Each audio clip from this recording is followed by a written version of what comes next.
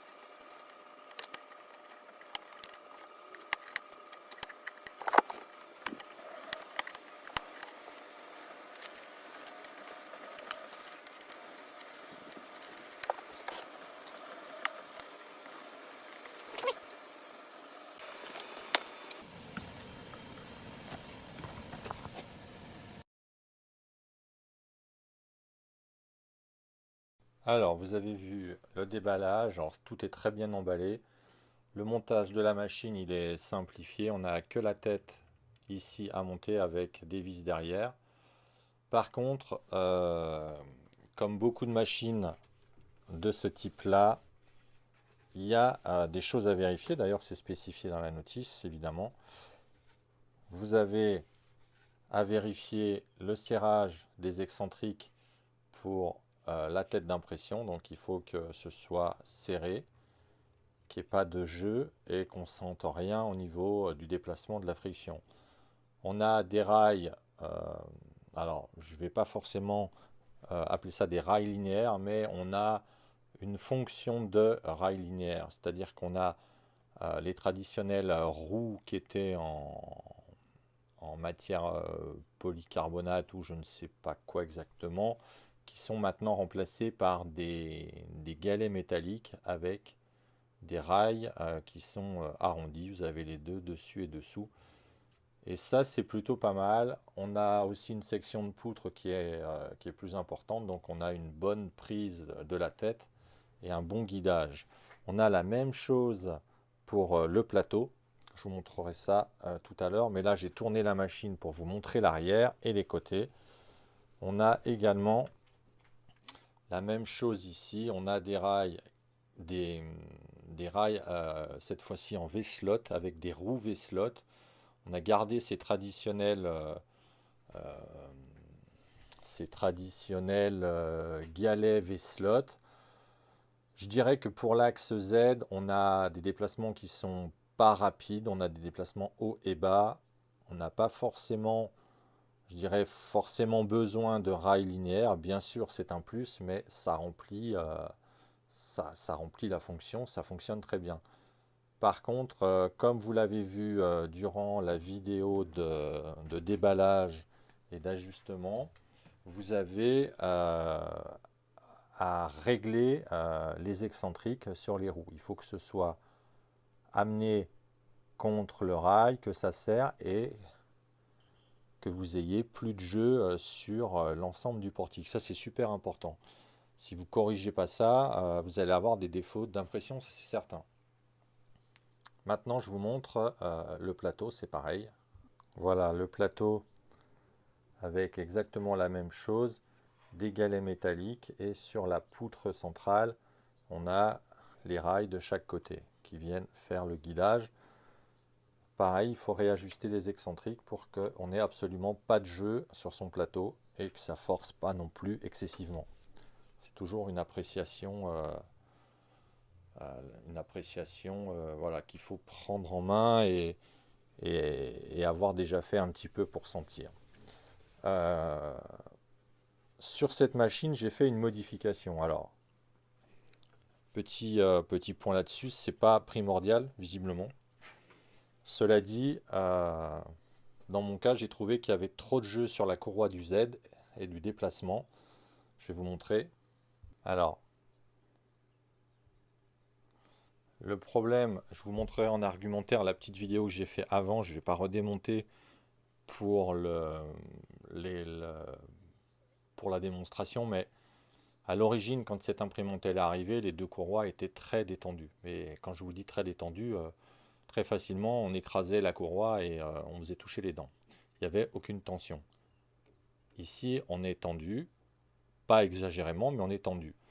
Pourquoi je me suis décidé, pourquoi je me suis décidé à modifier cette machine et ajouter un tendeur?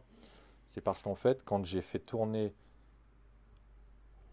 le moteur euh, de droite vu de l'arrière, quand je tournais, en fait, celui-ci, l'axe là, avait un temps de retard. C'est-à-dire, je tournais le droit, il bougeait, et lui, il bougeait pas encore. En fait, comme c'était détendu, la courroie avait un moment de, un temps de réaction, on va dire ça comme ça, un temps de réaction entre le déplacement du moteur de droite et le déplacement du moteur de gauche.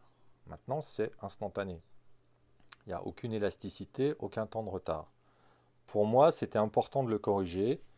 J'ai pas voulu faire des essais sans. Je me suis dit, c'est pas possible, il y a trop de jeux dans cette courroie. Alors j'ai essayé de regarder s'il y avait moyen de faire quelque chose, mais en fait non, il n'y a aucune solution, tout est fixé, vissé, et il n'y a pas d'ajustement possible. Donc je vous partagerai ça si ça vous intéresse. Je ne dis pas que c'est un problème sur la machine, mais pour moi, une courroie pas tendue, c'est quand même un défaut. Donc j'ai préféré le corriger. Voilà, petit point de détail sur ce tendeur que vous avez vu. Alors, on a parlé des galets, on a parlé des réglages, du tendeur de courroie. Pour moi, c'est une très bonne conception. C'est une machine qui est plutôt sympa. J'aime bien le gris comme ça met une petite touche de modernité, je trouve. Aux machines, ça fait un truc un peu futuriste, c'est joli. La façade est belle aussi. Un point qui est important et sympa aussi, c'est le plateau double face PEI texturé. C'est pas mal. Alors, si on veut chipoter, on pourrait dire, bah tiens, ils auraient peut-être pu mettre un lisse d'un côté, un texturé de l'autre. Ma foi, moi je me suis bien habitué au texturé. Pour des pièces techniques, ça donne un... Alors, maintenant, on va parler de l'Ace, Ace Pro. Alors, la première chose que j'ai remarqué, moi, sur l'Ace, quand j'ai ouvert, c'est que quand on laisse tomber le bouchon en arrière, on a une petite flexion du plastique ici sur les charnières. Donc, je pense qu'il est préférable de le mettre en butée contre le mur, par exemple, pour qu'il ne vienne pas ouvrir complètement. Vraiment, je pense que sur la durée, ça va fragiliser les charnières. Sinon, j'ai rien remarqué de particulier. Alors, il y a une alimentation indépendante et spécifique pour l'ACE, puisque en fait, cet ACE, c'est aussi un, un système de séchage des bobines de filament. Donc ça, c'est super intéressant.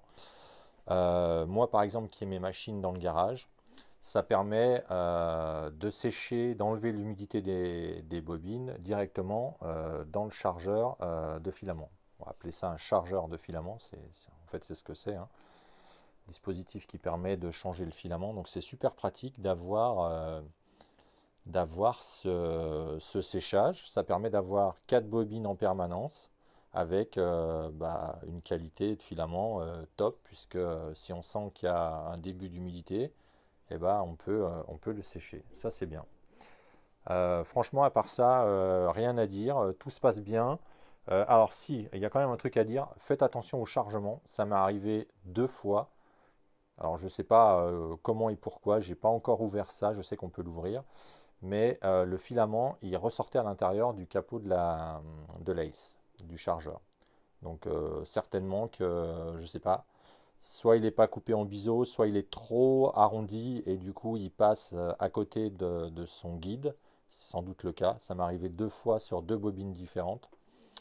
Après j'ai redressé le filament, je l'ai mis bien vertical et là c'est passé.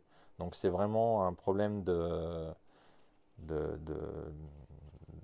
comment dire, d'arrondi de filament qui fait qu'il passe en dehors de son logement. Sinon rien de particulier. Jusqu'à maintenant, tout s'est bien passé. J'ai eu aucun souci, aucun problème avec ça. Il y a la petite fermeture qui est là, qu'on peut verrouiller ou pas. C'est un peu dur. mais ça fonctionne. Voilà, on a fait le tour. Sinon, j'ai pas noté de points particuliers, tout se monte bien. Euh, Peut-être dans les critiques, ce câble-là, il aurait pu être disponible à l'arrière de la machine, plus que devant. Mais bon, c'est comme ça. On a devant un port USB pour la clé et un port USB pour la caméra, visiblement.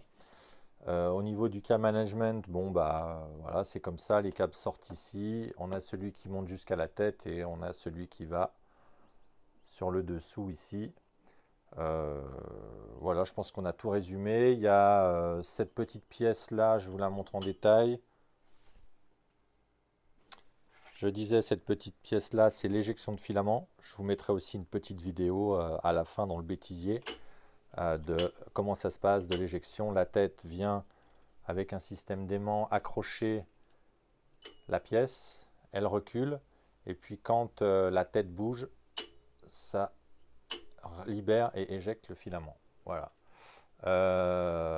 Au niveau de la conception de la tête, on peut enlever les capots en pressant sur les côtés et en enlevant cette pièce-là, cette partie-là. Je vous l'ai montré dans le montage rapidement.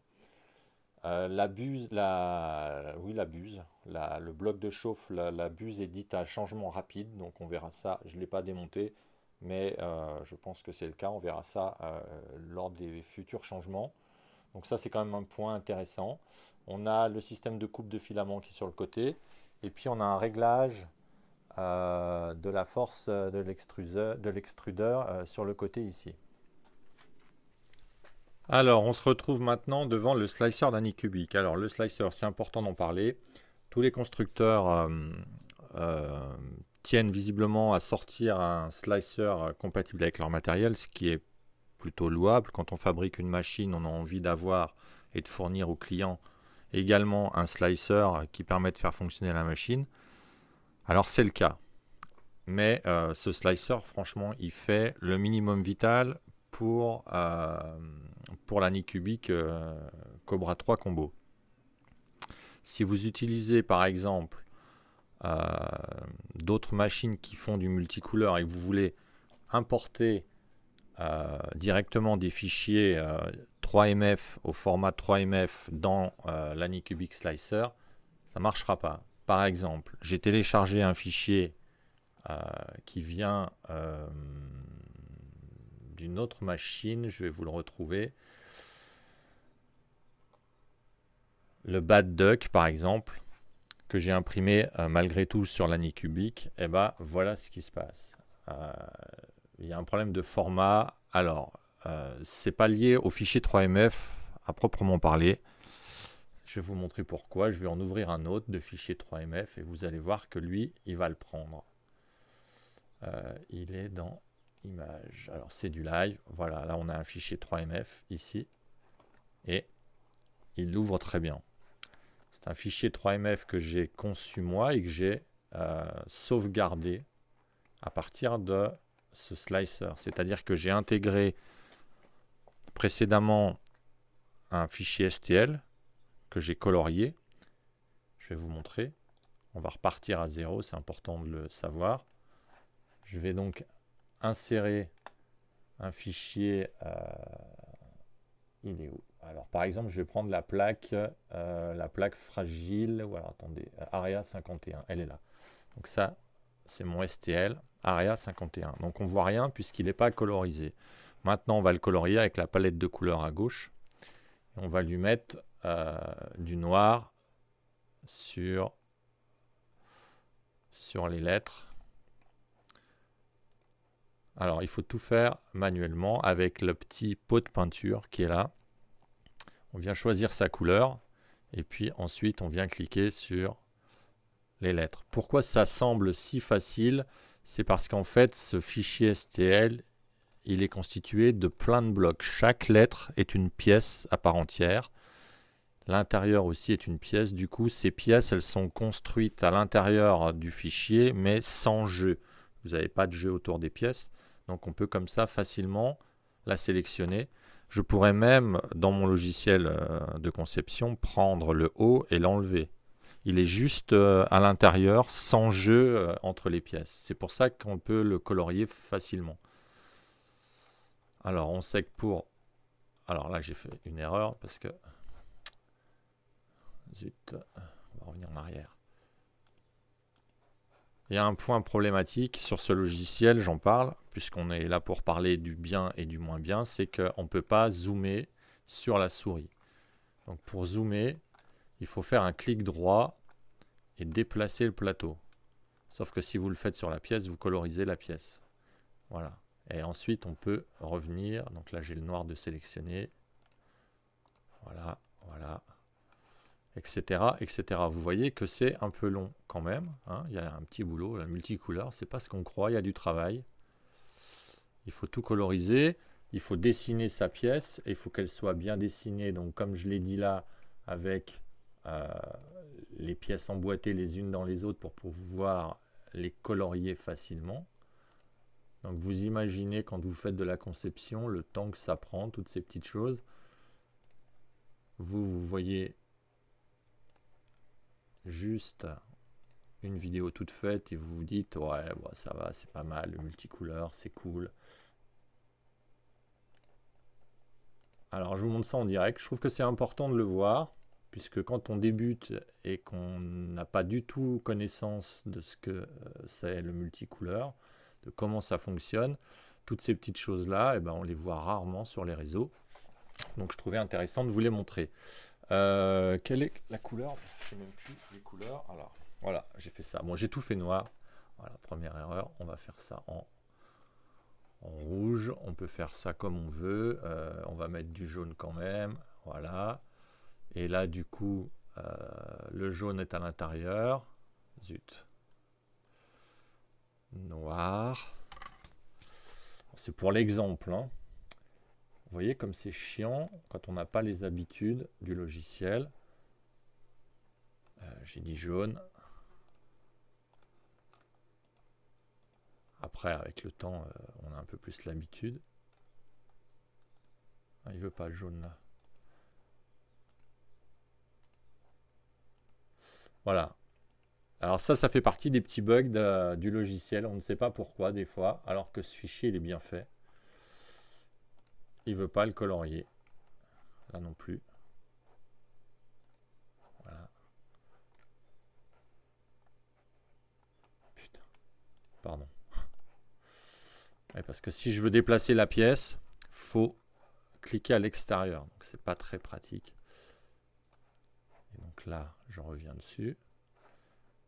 Voilà, je vous mens pas. Quand je vous dis que ce logiciel, il est pas hyper cool, c'est qu'il n'est pas hyper cool. C'est de faire sans zoomer.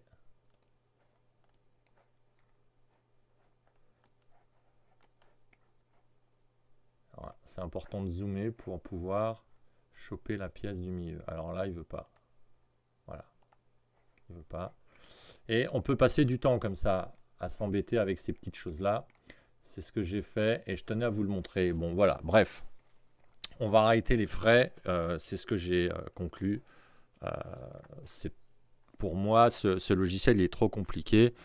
Pas assez intuitif, pas assez travaillé pour pouvoir s'en servir facilement et rapidement. Maintenant, si on veut sauvegarder ça, on va dans File, Save Project et il nous le sauvegarde en 3MF. Je le sauvegarde, Area 51 existe. Alors on va mettre No, je vais faire Area 51. On va mettre V2 ou allez, V10, on s'en fiche, c'est pour l'exemple. On fait Save. Voilà. Et donc là, il a bien sauvegardé notre fichier de 3MF. Donc ça fonctionne.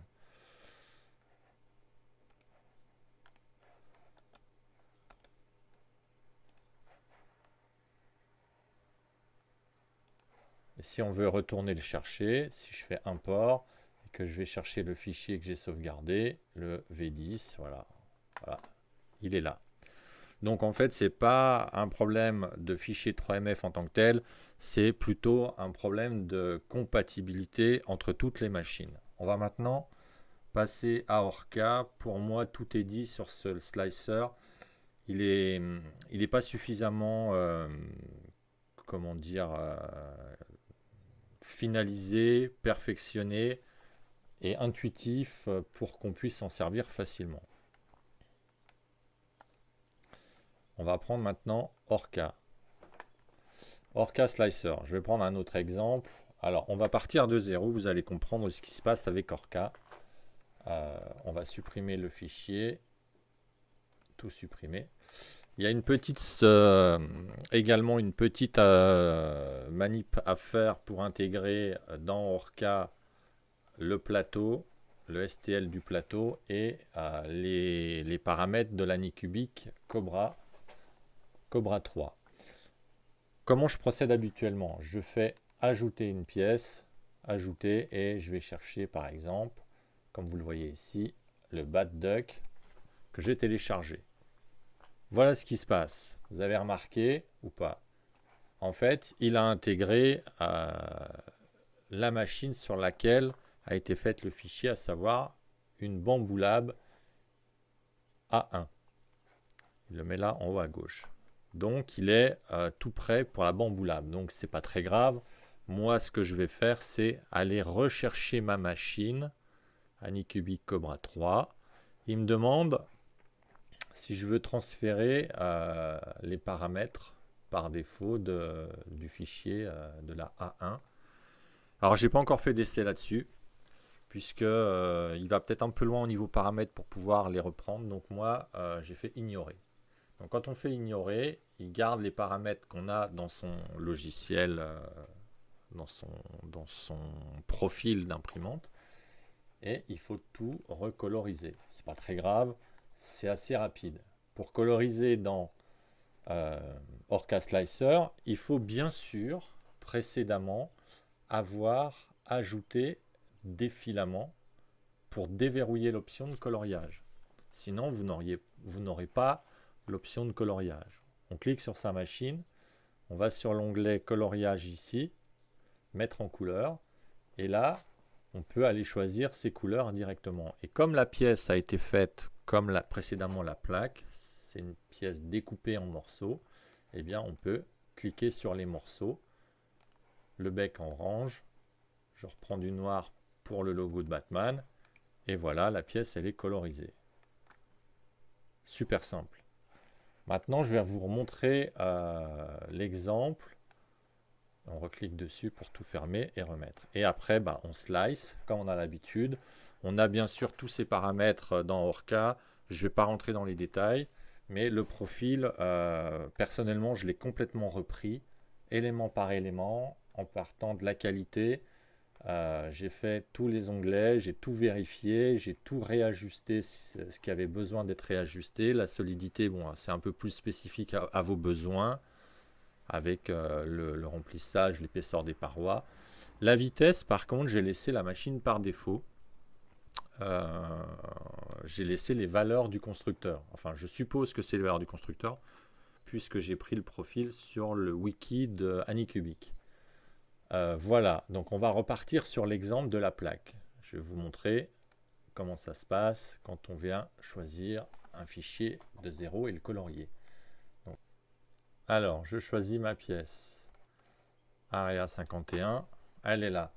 Je vais choisir de la colorier. Donc déjà, ce que je peux faire, c'est zoomer sur l'endroit où se trouve ma souris. C'est déjà vachement plus pratique. Et on va colorier, vous allez voir.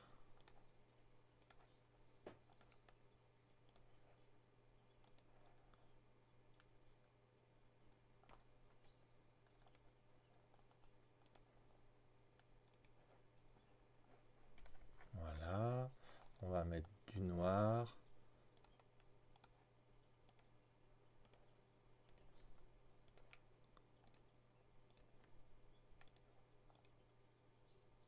On va le mettre, ouais, on va le mettre aussi en noir. Voir qu'on pourrait le laisser en orange. Allez, juste pour le fun. Voilà, donc là, noir. Hop. Ça va plutôt mieux. Ça bug jamais. là, c'est quoi? Container, on va le mettre en gris, celui-là, tiens. Après, je fais avec les couleurs qui sont dedans. Là, je suis loin, je vais essayer de ne pas zoomer, si je vais zoomer quand même pour être bien dessus.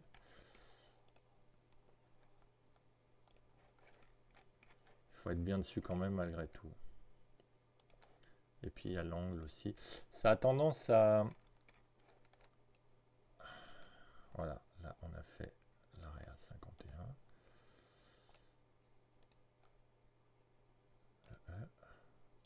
Voilà, c'est fait. Donc là, c'est un fichier qui a été fait par mes soins, découpé correctement.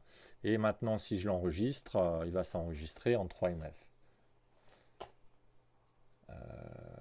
Je fais rarement.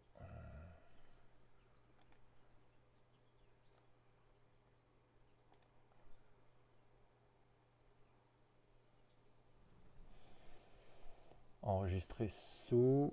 Qu'est-ce qu'il me propose? Oui, c'est ça. Il me propose directement le 3MF, forcément, puisque c'est du multicouleur. Donc je pourrais l'enregistrer ou pas. Voilà. Donc vous avez vu que ça fonctionne très bien sous Orca. C'est un peu plus laborieux. Alors peut-être aussi parce que moi j'ai mes marques et mes habitudes sous Orca Slicer. Mais déjà la prise en charge des fichiers 3MF, elle est problématique. Il faudra que ça change dans le futur. On va espérer que ça va changer. Anycubic fait des mises à jour récentes. Donc je pense que c'est quelque chose qu'ils vont corriger. Sinon, je trouve que ça bride énormément l'imprimante à des fichiers qui sont conçus sur l'Anycubic. Maintenant, il y a certainement la possibilité de faire comme on a fait là, c'est-à-dire que là, je pourrais très bien récupérer mon fichier en STL, l'enregistrer peut-être au format STL pour le transformer ensuite en multicouleur. Mais du coup, ça perd un petit peu son intérêt. Il faudra bien penser à intégrer donc des fichiers STL dans Orca. Voilà, c'est là où je voulais en venir. Alors, je vous invite à aller sur le wiki Anycubic, wiki.anycubic.com. Vous avez des informations sur les caractéristiques de la machine, sur le poids, les caractéristiques d'impression, le volume, enfin il y a vraiment tout, c'est super bien détaillé. Et il y a un point important, c'est sur Orca et comment importer les paramètres de la machine dans Orca. Vous avez un petit onglet sur comment faire, quoi télécharger, vous avez le plateau à télécharger, il vous explique comment paramétrer, enfin inclure les paramètres Orca, les paramètres Anycubic Cobra 3 dans le slicer Orca. Donc c'est important de suivre cette procédure et grâce à ça vous avez le plateau et les paramètres de la machine qui sont importés dans Orca. Voilà, c'est là où je voulais en venir, c'est tout bien expliqué. Donc ce petit truc là, allez voir, c'est intéressant si vous êtes sous Orca. Alors, il est temps de vous donner ma conclusion sur la machine. Qu'est-ce que je peux vous dire de cette machine? Alors pour moi, c'est une bonne machine qui est plutôt bien conçue, hein. Quand je dis bien conçue mécaniquement, j'ai pas noté de point de faiblesse particulier, hormis peut-être le tendeur de courroie du Z qui fait la jonction sur les deux tiges, mais ce n'est que mon appréciation personnelle et il semblerait que d'une manière générale, les machines fonctionnent sans ça.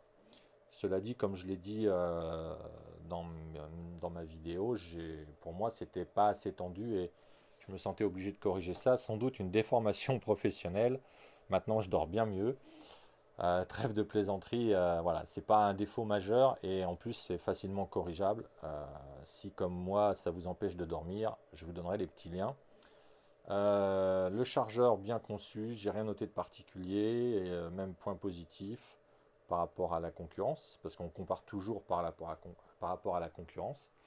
Euh, cette machine par rapport à la concurrence, elle est bien moins chère quand même. Elle est à moins de 400 euros. C'est quand même bien placé, il faut dire ce qui est. C'est un tarif qui est plutôt agressif. Maintenant, je dirais que par rapport à la concurrence, pour citer Bamboo Lab, il faut les citer quand même, c'est pas interdit. Ils ont une suite logicielle et une optimisation des profils qui est franchement à la hauteur. ce qui est préjudiciable ici, je pense, à la nid cubique. Maintenant, ce n'est pas quelque chose d'irréversible, d'irrémédiable. Moi, j'utilise Orca, j'ai mes petites habitudes et je pense que vous aussi, vous avez les vôtres. Orca Slicer fait très bien l'affaire. Voilà. Donc, c'est pas moi qui vais vous dire prenez-la absolument, elle est bien mieux que la bamboulable, c'est pas vrai. Je peux pas vous dire ça.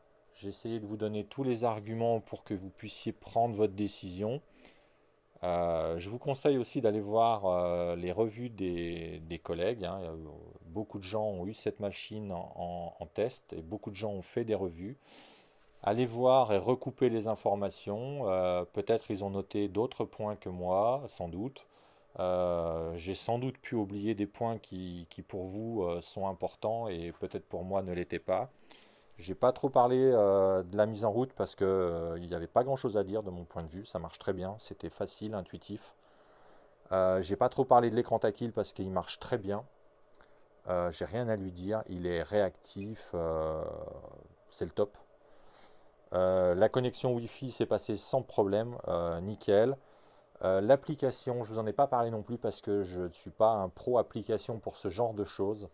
Ça peut être rigolo d'envoyer des fichiers à son imprimante, mais tout bon imprimeur 3D expérimenté vous dira qu'il aime bien surveiller ce qui se passe au démarrage de son impression. Et le faire via l'application, c'est pour moi un peu un gadget, donc je l'ai pas utilisé.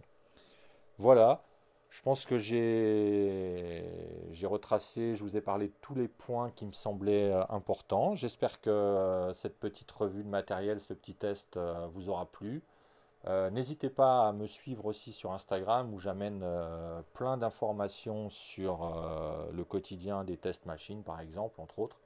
Et puis d'autres projets DIY où vous avez l'avant-première sur Instagram.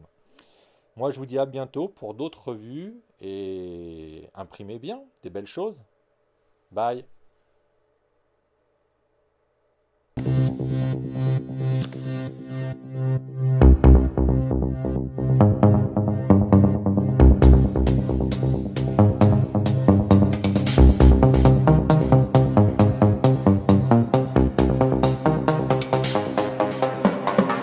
Sweet dreams are made of these. Who am I to disagree? I travel the world and the seven seas. Everybody is looking for something. Some of them want to use you. Some of them want to. La nid cubique Cobra 3 combo est montée et comme vous le voyez sur la vidéo, la tension de courroie de la synchro de l'axe Z est un peu légère. Je vais remédier à ça, j'ai dessiné sous Fusion 360 un petit tendeur de courroie qui vient s'adapter sur le montant de l'imprimante. Rien de bien compliqué, un petit peu de visserie. Pour faire la tension de courroie, j'ai utilisé des roulements de roues V-slot. J'ai récupéré les roulements avec deux petites rondelles pour faire la butée. Un petit peu de visserie, je fais le montage et comme vous le voyez, rien de compliqué. Les roulements viennent pousser sur la courroie, on serre et on règle la tension manuellement. Et ça fonctionne plutôt bien. Maintenant, je vais mettre en route la machine. Tout me semble bien, tout est bien réglé et on va passer aux essais. À bientôt pour la suite.